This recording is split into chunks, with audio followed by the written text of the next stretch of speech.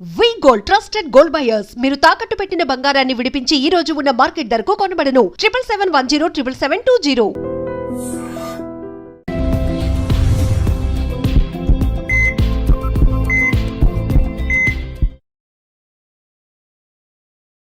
నమస్తే, welcome back to IT media.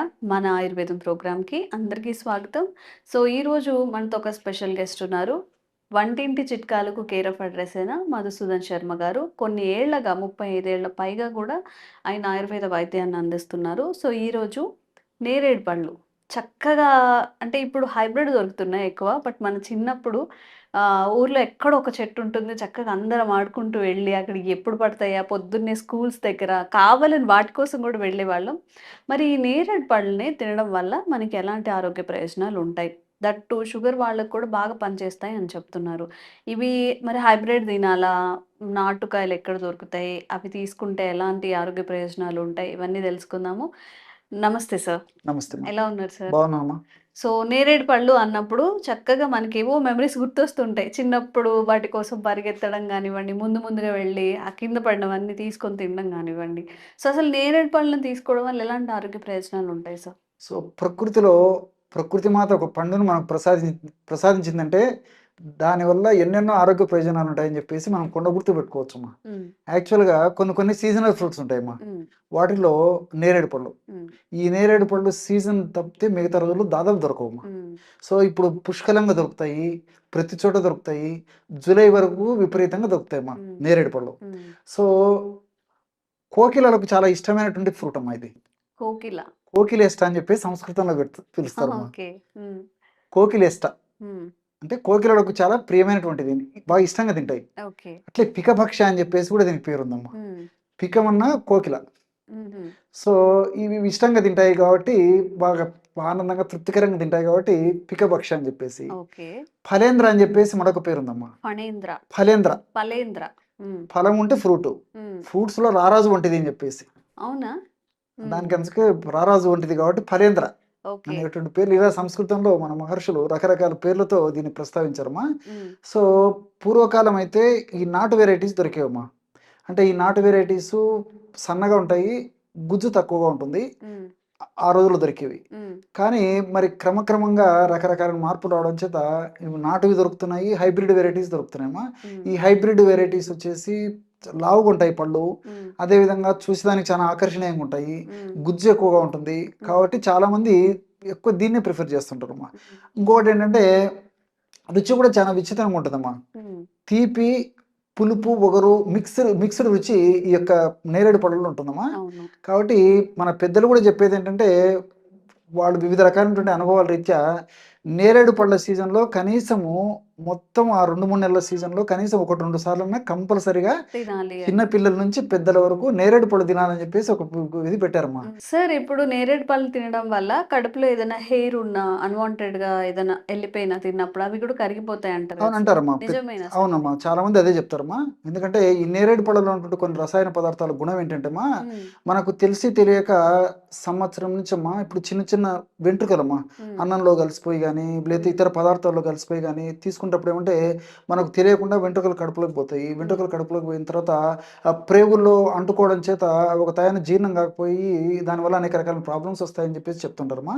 So ఈ నేరేడు పళ్ళు ఆ విధంగా తినడం వల్ల ఈ నేరేడు పళ్ళలో ఉండే రసాయన పదార్థాలు ఆ వెంట్రుకలను కూడా జీర్ణం చేసేటువంటి శక్తి ఉంది కాబట్టి తప్పకుండా ఖచ్చితంగా తప్పనిసరిగా తీసుకోవాలని చెప్పేసి పెద్దలు ఒక సాంప్రదాయాన్ని ఏర్పాటు చేయడం జరిగిందమ్మా. ఖచ్చితంగా అందరు తీసుకోవాలని చెప్పేసి. సో నేరేడు పళ్ళు కూడా సో దాదాపు 84% నీరే ఉంటుందమ్మా. అట్లే ఒక 14%, 15% పిండి పదార్థాలు ఉంటాయి, ఒక 5% ఫైబర్ ఉంటుంది, తర్వాత క్యాలరీస్ కూడా తక్కువ ఉంటాయమ్మా. వీటితో పాటు పోషకాంశాలు అంటే ఇప్పుడు కాల్షియం కానీ, తర్వాత ఐరన్ కానీ, సోడియం కానీ, మెగ్నీషియం కానీ, విటమిన్ సి కానీ, తర్వాత విటమిన్ కే కానీ, ఇలాంటివన్నీ కూడా బాగా సమృద్ధిగా పుష్కలంగా ఉంటాయమ్మా. సో మనకి పోషకభరితంగా ఇది ఉపయోగపడుతుంది. అదేవిధంగా అందులో కొన్ని రసాయన పదార్థాల ప్రభావం చేత మన ఆరోగ్యాన్ని పరిరక్షించేందుకు కూడా ఈ యొక్క నేరేడు పళ్ళు బాగా ఉపయోగపడతాయమ్మా. ఈ నేరేడు పళ్ళలో ఈ గ్యాలిక్ యాసిడ్, లిటియోలిన్, తర్వాత యాంథోసైనిన్స్, ఫ్లేవనాయిడ్స్ అనేటువంటి రసాయన పదార్థాలు ఉన్నాయమ్మా. అసలు ఈ గ్యాలిక్ యాసిడ్ అనేటువంటి పదార్థం ఉండడం వల్లనే ఈ యొక్క ఒగురు గుణం దానికి ఉందమ్మా. గ్యాలిక్ యాసిడ్ అనేటువంటి గ్యాలిక్ పదార్థం యాసిడ్. గ్యాలిక్ యాసిడ్ అనేటువంటి పదార్థం ఉండడం చేతనే దీనికి ఆ నేరేడు పళ్ళకి ఒగురు గుణం వచ్చిందమ్మా. అట్లే ఈ యాంథోసైనిన్స్ అనేటువంటివి ఉండడం చేత ఆ నేరేడు పళ్ళు నల్లగా ఉంటాయమ్మా. సో ఆంథోసైనిన్స్ అనేటువంటి రసాయన పదార్థం ఉండడం చేత నేరేడు పళ్ళు ఆ వెరైటీ పూర్తి నలుపు అని చెప్పడానికి కూడా లేదమ్మా. సో నలుపు నీలము కలిసినటువంటి రంగు అని చెప్పుకోవచ్చమ్మా. ఆ రంగు వచ్చేదానికి ఎందులో ఉన్నటువంటి ఆంథోసైనిన్స్ ఉపయోగపడతాయమ్మా. సో ఇక్కడ పిండి పదార్థాలు దాదాపు 14 గ్రాములు 15 గ్రాములు ఒక 100 గ్రాముల నేరేడు పళ్ళలు ఉంటాయని చెప్పాను కదమ్మా. ఈ పిండి పదార్థాలు కూడా రిఫినేజ్ అనేటువంటి పిండి పదార్థాలమ్మా. అంటే ఈ రిఫినేజ్ అనేటువంటి పిండి పదార్థాల గుణం ఏంటంటే త్వరగా జీర్ణం కావు. సర్వసాధారణంగా డయాబెటిక్ పేషెంట్స్, షుగర్ వ్యాధిగ్రస్తులు పిండి పదార్థాలు ఎక్కువ తీసుకోకూడదని చెప్పేసి వైద్య ప్రపంచం చెప్తుంది అమ్మా. మరి ఇందులో పిండి పదార్థాలు కూడా బాగానే ఉన్నాయి. అంటే 100 గ్రాములు దాదాపు 14 గ్రాములు 15 గ్రాములు ఉన్నాయమ్మా. సో అయినా ఆ రిఫినేజ్ అనేటువంటి పిండి పదార్థాలు కాబట్టి తీసుకున్నప్పటికి కూడా జీర్ణం కావమ్మా. అది విసర్జన రూపంలో బయటకు వెళ్ళిపోతాయి. సో తీసుకున్నాం. అందుకే షుగర్ పేషెంట్స్ కూడా నిరభ్యంతరంగా చక్కగా కావాల్సిన దగ్గర తీసుకోవచ్చు అని చెప్పేసి కూడా డాక్టర్లు సూచిస్తుంటారమ్మా. సో కాబట్టి షుగర్ పేషెంట్స్ కూడా తీసుకోవచ్చు. తర్వాత ఇంకోటి ఏంటంటే ఇందులో లిటియోలిన్ అని చెప్పేసి ఒక కెమికల్ ఉందమ్మా. లిటియోలిన్. ఈ లిటియోలిన్ గుణం ఏంటంటే మన జీర్ణ వ్యవస్థలో అమైలేజ్ అనేటువంటి ఒక ఎంజైమ్ ఉత్పత్తిని తగ్గిస్తుంది. అసలు అమైలేజ్ అనేటువంటి ఎంజైము మన జీర్ణ వ్యవస్థలో ఎందుకు పనిచేస్తుందంటే పిండి పదార్థాలను బాగా జీర్ణం చేసేదానికి. మనం ఇడ్లీ తింటాము, తర్వాత ఈ పూరీలు తింటాము, గోధుమతో తయారు చేసినటువంటి కొన్ని ఇతర పదార్థాలు తీసుకుంటాము, భోజనం చేస్తాము. తీసుకునే పదార్థాలు కూడా ఎక్కువ శాతం మనం కార్బోహైడ్రేట్స్, పిండి పదార్థాలు ఆహారాన్ని తీసుకుంటుంటాము. సో ఈ పిండి పదార్థాలు బాగా జీర్ణం అవుతున్నాయంటే దానికి మన దేహంలో ఉత్పత్తి అయ్యేటువంటి, అంటే జీర్ణ వ్యవస్థలో ఉత్పత్తి అయ్యేటువంటి ఈ ఆల్ఫా అమైలేజ్ అనేటువంటి ఎంజైమ్. సో ఈ లిటియోలిన్ అనేటువంటి రసాయన పదార్థం ఈ యొక్క నేరేడు పళ్ళలో ఉండడం చేత ఇదేం చేస్తుందంటే ఈ ఆల్ఫా అమైలేజ్ అనేటువంటి ఒక ఎంజైమ్ ఉత్పత్తిని తగ్గిస్తుందమ్మా. ఎప్పుడైతే ఎంజైమ్ ఉత్పత్తి తగ్గిపోతుందో మీరు పిండి పదార్థాలు ఎక్కువ తీసుకున్నప్పటికీ జీర్ణం చేసేటువంటి ఎంజైమ్ లేదు కదమ్మా. అప్పుడు చాలా స్లోగా జీర్ణం కావడము ఆ పద్ధతులు జరుగుతుంది. కాబట్టి షుగర్ త్వరగా పెరగకుండా ఉండేందుకు కూడా ఇది పరోక్షంగా ఉపయోగపడుతుంది. అంతేకాకుండా రెండోది ఏంటంటే యాంథోసైనిన్స్ అని చెప్పేసి చెప్పాను మీకు మొదట్లో ప్రస్తావించేటప్పుడే. ఈ యాంథోసైనిన్స్ గుణం ఏంటంటే జీర్ణ వ్యవస్థలో ఇంక్రెటిన్స్ అని చెప్పేసి ఒక హార్మోన్స్ ఎక్కువ డెవలప్ చేస్తాయి. సో ఎప్పుడైతే ఇంక్రెటిన్స్ అనేటువంటి హార్మోన్స్ ఎక్కువ ఉత్పత్తి అవుతాయో ఇవేం చేస్తాయంటే ఈ ప్యాంక్రియాస్ పక్కన ప్యాంక్రియాస్ ఉంటుందమ్మా. ఈ ఇన్సులిన్ ఉత్పత్తి చేసేటువంటి ప్యాంక్రియాస్ను స్టిమ్యులేట్ చేసేసి ఇన్సులిన్ ఎక్కువగా ఉత్పత్తి అయ్యేటట్టు ఈ యాంథోసైనిన్స్ ఉపయోగపడతాయి. సర్వసాధారణంగా ఏమంటే మనకు పిండి పదార్థాలు వల్ల ఈ గ్లూకోజ్ తయారయ్యి ఆ గ్లూకోజు మరి రక్తంలో కలిసిన తర్వాత కొన్ని ప్రక్రియలు జరిగేసేసి ఆ యొక్క రక్తంలో ఉన్నటువంటి గ్లూకోజ్ కణంలోకి వెళ్ళాలంటే ఇన్సులిన్ అవసరం. ఇన్సులిన్ ఉత్పత్తి బాగున్నప్పుడు దాని యొక్క పనితనం వల్ల ఈజీగా మరి రక్తంలో ఉన్నటువంటి చక్కెర కూడా త్వరగా కణంలోకి పోయేదానికి అవకాశం ఉంటుంది. అట్లే ఇందులో ఫైబర్ శాతం కూడా ఉందమ్మా. సో ఈ విధంగా వివిధ రకాలైనటువంటి ప్రయోజనాలు ఉన్నాయి కాబట్టి ఇందులో ఔషధ గుణాలు ఉన్నాయి, అదేవిధంగా మరి పోషక గుణాలు ఉన్నాయి కాబట్టి శరీరాన్ని ఆరోగ్యవంతంగా ఉంచేందుకు కూడా ఇది ఉపయోగపడుతుంది. మరి ఉన్నప్పటికీ ఇది తీసుకునేటప్పుడు మాత్రము కొన్ని జాగ్రత్తలు తీసుకోవాలి. ఎలాగంటే మిగతా పళ్ళలాగా ఆవురావురు తినడం వల్ల ఒక్కోసారి గొంతు పట్టేసినట్టు ఉండడము, తర్వాత కొంచెం అనీజీగా డిస్కంఫర్ట్ ఉండడము కడుపులో ఇలాంటివి ఉంటాయమ్మా. సో కాబట్టి ఏంటంటే నిదానంగా నమిలి తినాలమ్మా. సో బాగా నిదానంగా నమిలి తినడం వల్ల నోట్లో లాలాజలం బాగా ఊరుతుంటుంది కాబట్టి బాగా నోట్లో లాలాజలం ఊరినప్పుడు అనిపించదు, లిక్విడ్ అవుతుంది. లాలాజలము చారత్వం ఉంటుంది కదమ్మా. సో అది కలవడం వల్ల ఏమైతుందంటే ఈ గొంతు పట్టేయడం కానీ, ఉగరుగా అనిపించడం కానీ, స్టమక్లో డిస్కంఫర్ట్ ఉండడం కానీ అట్లా ఉండదు కాబట్టి నిదానంగా బాగా నమిలి మింగేశారమ్మా. అదొకటి. రెండోది ఏంటంటే మరి కాస్త జస్ట్ పెప్పర్, ఈ మిరియాల పొడి, అదేవిధంగా కాస్త ఉప్పు నీళ్లు చల్లేసి తినాలమ్మా. చాలా మందికి తెలియదు అది. పెప్పర్ ఇంకా మిరియాల పొడి, ఉప్పు అమ్మా. నీళ్ళలో ఉప్పు వేసేసి లిక్విడ్ తయారు చేస్తాం. ఉప్పు నీళ్లు, సాల్ట్ వాటర్ జస్ట్ కొద్దిగా స్ప్రింకిల్ చేసి తింటే టేస్ట్ బాగుంటుంది, గొంతు పట్టేయడం ఉండదు, కడుపులో వికారంగా ఉండదు. సో అలా తీసుకోవచ్చు. తర్వాత దాదాపు ఒక 20 నేరేడు పళ్ళ వరకు కూడా తినొచ్చమ్మా. సో 10 నుంచి 20 నేరేడు పళ్ళ వరకు ఒక డోసులు తీసుకోవచ్చు, ఇబ్బంది ఏమి ఉండదు. సో ఈ పద్ధతిలో అవగాహన స్పృహతో ఆ యొక్క నేరేడు పళ్ళను సీజనల్లో సద్వినియోగం చేసుకోవడం కూడా చాలా చాలా ఉపయోగాలు ఉన్నాయమ్మా. రెండోది ఏంటంటే చెప్పాను కదమ్మా, ఇందులో ఫలేంద్రాన్ని ఫస్ట్లో చెప్పాను, ఫలాల్లో రాజు వంటిదేని. ఉన్నటువంటి ఫ్రూట్స్లో మనకు అవైలబుల్ ఉన్నటువంటి ఫ్రూట్స్లో హైయెస్ట్ యాంటీ ఆక్సిడెంట్స్ ఎందులో ఉంటాయంటే నేరేడు పళ్ళలో ఉంటాయని చెప్పేసి కూడా చెప్తారమ్మా. ఓకే. సో మనకు యాంటీ ఆక్సిడెంట్ చాలా అవసరం. ఈ యాంటీ ఆక్సిడెంట్స్ ఉన్నటువంటి పదార్థాలను వాడుకోవడం వల్ల బాడీలో ఉన్నటువంటి కణాలు చాలా చైతన్యవంతమై, కణజాలాలు చాలా చైతన్యవంతమై రోగనిరోధక శక్తిని పెంచేందుకు చాలా ఉపయోగపడతాయమ్మా. ఓకే. సో సర్వసాధారణంగా ఈ వర్షాకాలం ప్రారంభంలోనే ఈ యొక్క పండు మనకు దొరుకుతాయి కాబట్టి వర్షాకాలంలో వర్షపు నీరు ప్రభావం చేత, మురికి నీరు ప్రభావం చేత, నీళ్లు కలుషితం కావడం చేత వివిధ రకాలైనటువంటి వ్యాధులు వచ్చేటువంటి పరిస్థితి ఏర్పడుతుందమ్మా. సో మనం ఈ నేరేడు పళ్ళను తీసుకోవడం వల్ల ఈ యాంటీ ఆక్సిడెంట్ ప్రాపర్టీస్ దీనికి బాగా ఉన్నాయి కాబట్టి విపరీతంగా వ్యాధి నిరోధక శక్తి పెరిగిపోతుందమ్మా.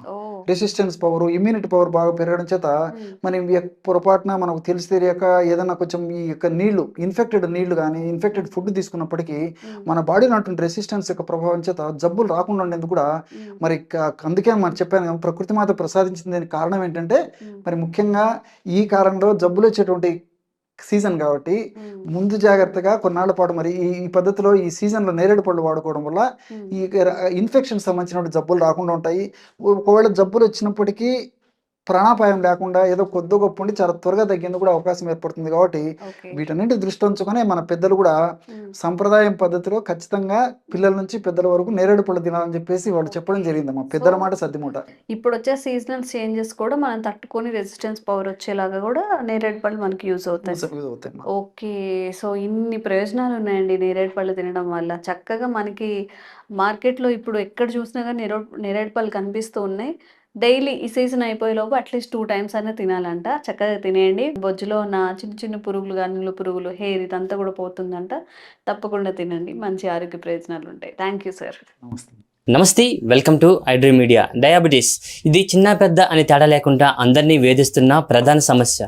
అయితే ప్రజెంట్ ఉన్న జనరేషన్లో ఆహారపు అలవాట్లు కానివ్వండి, మరి ఏదైనా అవ్వచ్చు, అసలు ఈ షుగర్ వ్యాధి ఎందుకు వస్తుంది, ఒకవేళ షుగర్ వ్యాధి వస్తే ఎలాంటి జాగ్రత్తలు తీసుకోవాలి, మన ఆహారపు అలవాట్లు ఎలా ఉండాలి అనే విషయాలు అయితే మనతో మాట్లాడడానికి డాక్టర్ శైలేష్ శ్రీనివాస్ గారు అయితే మనతో ఉన్నారు. ఆయనతో మాట్లాడతాం. సార్ నమస్తే సార్. ప్రజెంట్ జనరేషన్లో అయితే చిన్నపిల్లల దగ్గర నుంచి పెద్దవాళ్ళ వరకు ఏజ్తో సంబంధించిన అందరూ కూడా ఈ యొక్క డయాబెటీస్తో బాధపడుతున్నారు. అంటే పని ఒత్తిడి కావచ్చు, లేదంటే ఇంకేదైనా అవసరం వైట్ ఫుడ్స్ లాంటివి ఏమైనా అవ్వచ్చు. అసలు ఎలాంటి ఫుడ్స్ తీసుకుంటే బాగుంటుంది, అంటే ఎలాంటి జాగ్రత్తలు తీసుకుంటే షుగర్ వ్యాధిని మనం అంతం చేయొచ్చు అంటారు? ఫస్ట్ ఆఫ్ ఆల్ ఐడ్రీమ్ ప్రేక్షకులకు నమస్కారం. షుగర్ వ్యాధి కాదు, డిజార్డర్. దీన్ని మొట్టమొదటిగా ప్రతి ఒక్కరు గమనించాలి. వ్యాధి అని అనుకోకండి ఎవరు కూడా. అయితే కరోనా తర్వాత భారతదేశంలో విస్తృతంగా ఈ యొక్క షుగర్కి సంబంధించినటువంటి డిజార్డర్ డయాబెటీస్ పేషెంట్స్ చాలా విపరీతంగా పెరిగారు.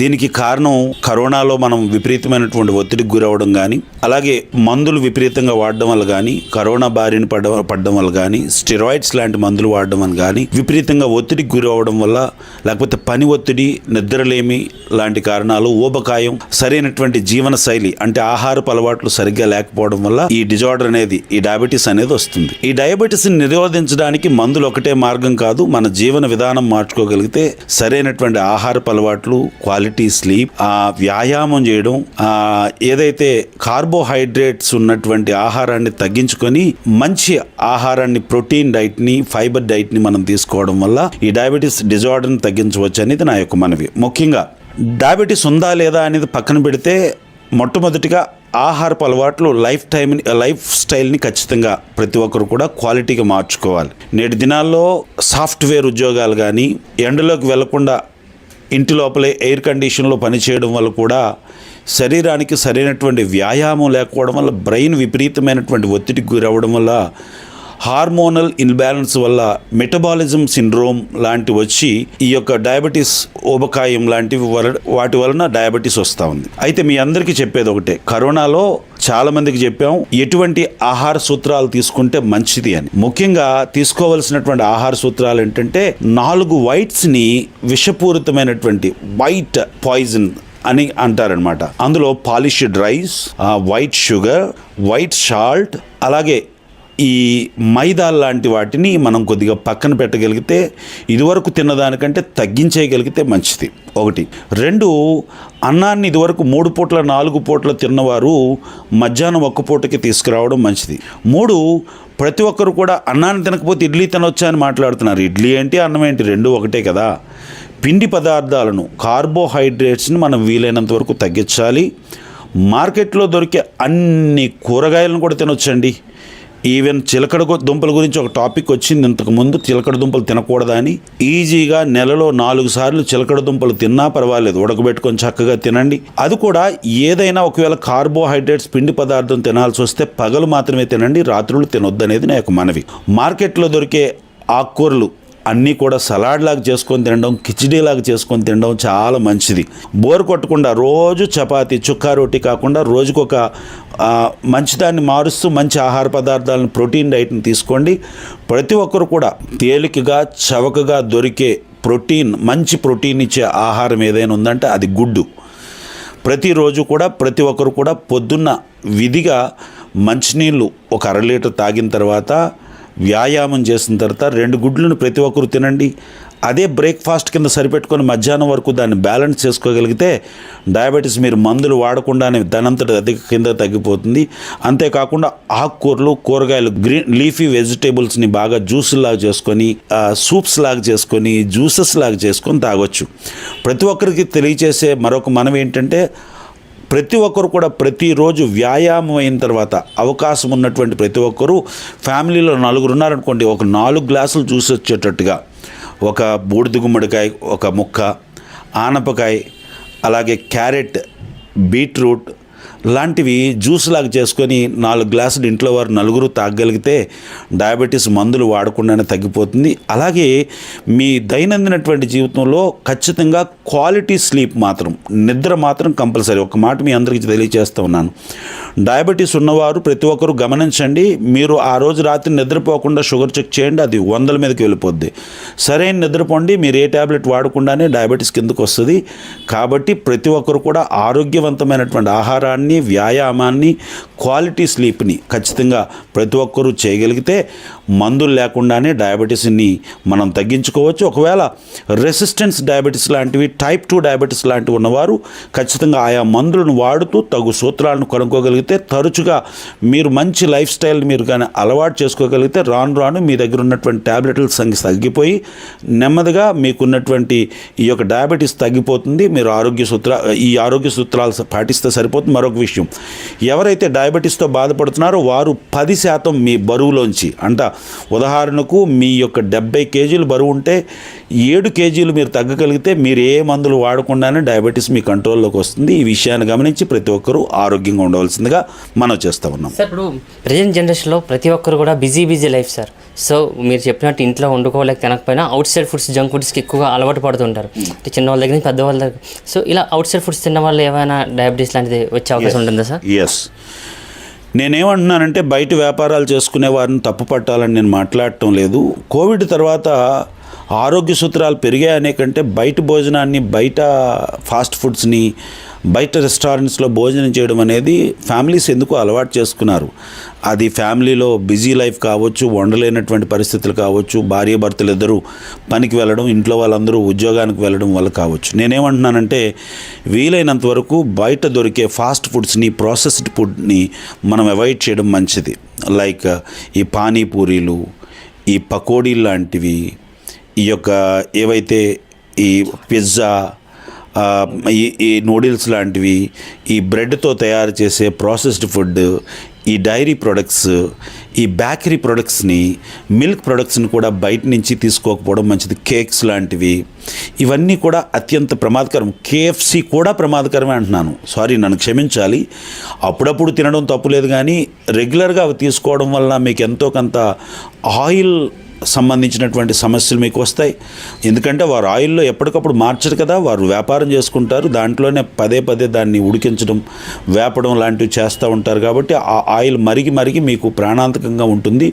అంతేకాకుండా అధిక టేస్ట్ గురించి కొన్ని కెమికల్స్ని, కొన్ని యాడెడ్ కలర్స్ని, అంతేకాకుండా ఈ టేస్టింగ్ సాల్ట్స్ లాంటివి యాడ్ చేస్తారు. కాబట్టి వాటి వలన ఊబకాయం వస్తుంది, పొట్ట పెరుగుతుంది, మలబద్ధకం వస్తుంది, ఆరోగ్య సమస్యలు వస్తాయి, హార్మోనల్ బ్యాలెన్స్ వస్తాయి. ఇవన్నీ దేనికి కారణం తెలుసా? డయాబెటీస్ని పెరిగించడానికి కారణమవుతాయి. కాబట్టి బయట దొరికే భోజనాలని వీలైనంత వరకు అవాయిడ్ చేయడం మంచిది. ఒకవేళ బయట తినాల్సి వస్తే ప్రాసెస్డ్ ఫుడ్ కాకుండా ఆరోగ్యవంతంగా మీ ఎదురుగా వండినటువంటి ఆరోగ్యవంతమైనటువంటి ఆయిల్ తక్కువ ఉన్నటువంటి, కార్బోహైడ్రేట్స్ తక్కువ ఉన్నటువంటి ఆహారాన్ని తీసుకోగలిగితే మంచిది. Thank you.